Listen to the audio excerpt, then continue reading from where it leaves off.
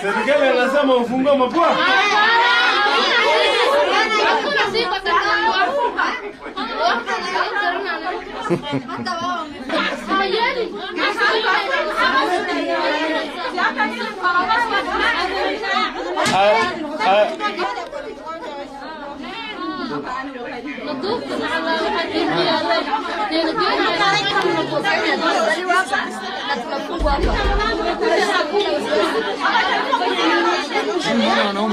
Kubali makosa yetu, tuko na makosa na lakini nyinyi mjue makosa yenu.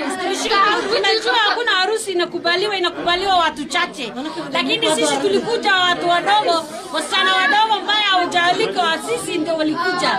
Hii kitendo imetendeka kwa sababu ya Mwenyezi Mungu na tumekubali makosa yetu na tunataka tufuate sheria na sheria isaidie serikali. Hata sisi tuko na haki, sisi wa mama.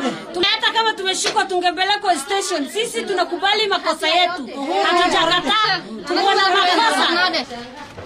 Ni nini ulikuwa unaenda huko juu? Mama si tumekuwa na yeye pale.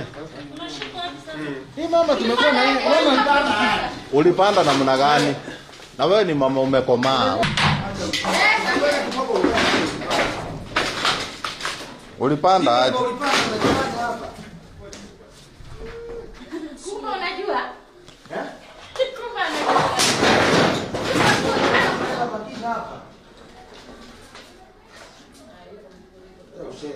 Nini unajua wameingisha tendani? Ulikuwa nje wapi? Hapa ulikuwa unaenda wapi? Mimi